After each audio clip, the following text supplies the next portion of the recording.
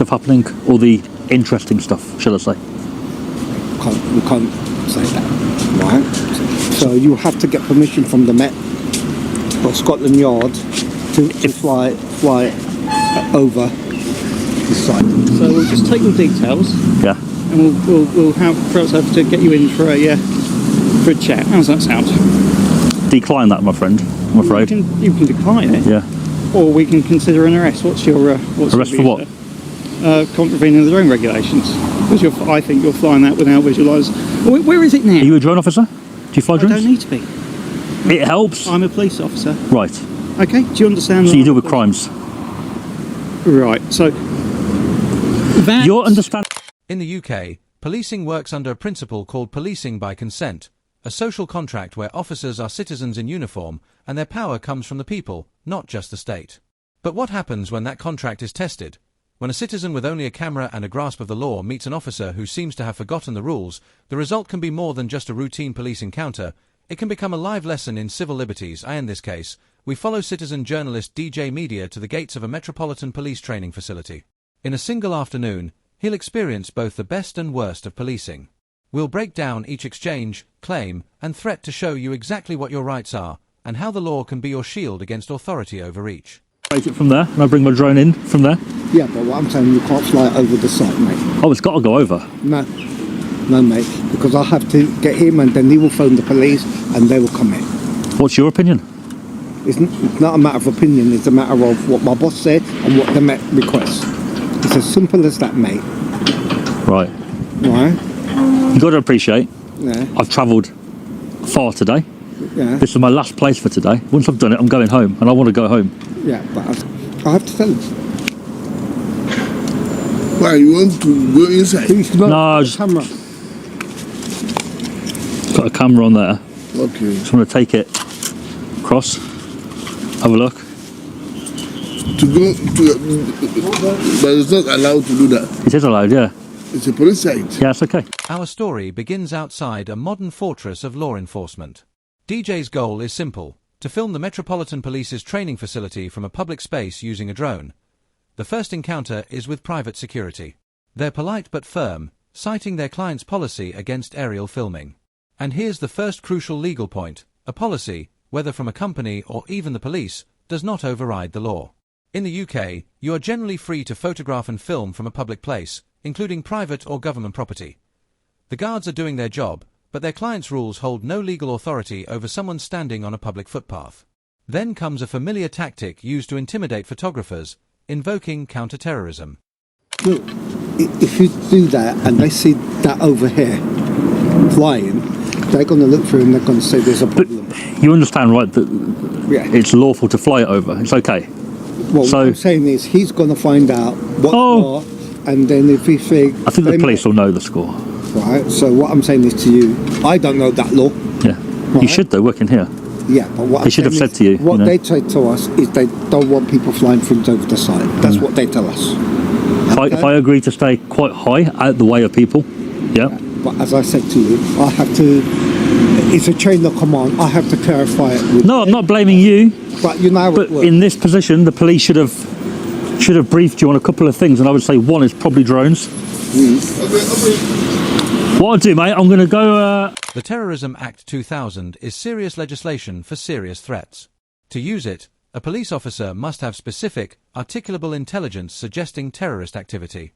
Simply filming a police station does not meet that standard. DJ's casual attire and open demeanor only underline how absurd the claim is without further evidence.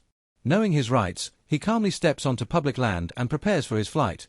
Entirely within the LAWS expected, the police are called. But what happens next is a textbook example of good policing. The two officers, the same ones DJ met earlier in the day, are informed, professional, and willing to listen. They recognize that DJ is on public property and, provided he follows the drone code, is committing no offense. Then they go a step further. They educate the security staff, explaining the legal position. This is policing by consent in action, upholding the law, respecting rights, and de-escalating without drama. This way to the university. I didn't mean to come back, mate. No, that's fine. We're just going to explain to them what we obviously spoke about earlier, enlighten them. Essentially, again, it's not going to be an issue. Do you know why I came here? I saw a YouTube video. famous auditor came here. Okay. And he had a really funny interaction with security. Not a bad one, it was quite positive. Yeah. And I thought, as I was here, just have a look. Yeah, I mean, not a public space, but like an open space. It's the same issues that we spoke about earlier. Again, it's not going to be an issue as long as you comply with your regulations of height, etc., so on and so forth. Yeah. Then it's not going to be an issue. We're just going to explain that to them, and we'll leave again. I couldn't believe it when I saw the car. I thought, and surely not. It was you. That used to be used for whatever. Cool. And that's that. All right. That's the furthest point. It does extend a little bit, but there's nothing there. Yeah. Essentially. So the high rise is right next to the end of the thing. But that's it. That's all it is, mate. Just an interesting flight. Yeah, no, that's fine. It's the same that everybody does. Like I say, auditors, other people that fly drones. You're interested in buildings, taxpayers, so on and so forth. That's fine. That's it. And now, the real lesson begins. A new officer arrives, plain clothes, very different energy. His first words are demand, "Where is your drone? Point it out to me." The tone isn't curious, it's accusatory. He immediately alleges an offence, based on a complete misunderstanding of the law. According to him, because DJ is looking at his controller, he's not maintaining visual line of sight, and is therefore breaking the law. That's flat out wrong. Civil Aviation Authority, CAA, regulations require that a pilot must be able to see their drone with the naked eye to avoid collisions. Looking down at a controller for brief moments does not breach that rule. Because you're not in visual line of sight. Visual line of sight means Go on. that the drone must be in an airspace. Can you see it? Let me finish. Can you see it? It must be in an airspace that if I need to see it, I can. No. Meaning, if it was behind the corner... You must be able to see it. It means... You must be able to see it. It means it can't be hidden or obstructed by Someone anything. taking your details yet? No. Fine. No worries. Well, we'll come back to you. You won't come back. You will not be coming back. You need to learn to not stick your nose into what I'm doing, my friend. Because the drone at the minute... I haven't moved it, by the way. The drone at the minute... You cannot see the drone, can you? You cannot see the drone. You're making an assumption. You cannot see the drone. One, you're making an assumption. Can you see the drone? And your visual line of sight... Can you see the drone is what I'm asking. Visual line of sight means that if you say to me, point it out... What's your name, sir? I should be able to do that. The law doesn't require you to stare at your drone without blinking. It's perfectly acceptable, and often necessary, to glance at your screen to frame a shot or check telemetry. The rule is about capability, being able to see your drone when needed, not maintaining constant, unbroken eye contact. This officer, however, has invented an offence that simply doesn't exist. Confident in his mistake, he escalates, demanding DJ's details and even threatening to take him in for a chat. That brings us to a cornerstone of your rights. In a consensual encounter, where you're not detained or under arrest, you are under no legal obligation to answer questions or hand over your personal details. DJ's calm reply, "I decline that, my friend," is a textbook, polite assertion of this right. Police can only require your details in specific situations, such as suspicion of antisocial behaviour or a traffic offence. Here, no legitimate offence had occurred. On top of the CA regs. So we'll just take your details. Yeah. And we'll perhaps have to get you in for a chat. How does that sound? Decline that, my friend, I'm afraid. You can decline it. Yeah. Or we can consider an arrest. What's your Arrest for what? Contravening the drone regulations. Because I think you're flying that without visualisers. Where is it now? Are you a drone officer? Do you fly drones? I don't need to be. It helps. I'm a police officer. Right. Okay, do you understand? So you deal with crimes. Right, so... Your understanding of visual line of sight is incorrect. Okay, fine, but that's your opinion. You can fly by looking at the sky if you want to, or... Can you see your drone? Yes. The officer's final and most serious move is a threat. You can decline it, or we can consider an arrest. This is a pivotal moment. In the UK, a police officer cannot arrest you simply because you refuse to follow their demands. For an arrest to be lawful, they must have reasonable suspicion that you have committed, are committing, or are about to commit a specific criminal offence. It must also meet the necessity test, such as preventing harm, confirming identity, or securing evidence. Here, the officer's entire case rests on a false reading of drone law. No offence exists, so no lawful grounds for arrest exist either.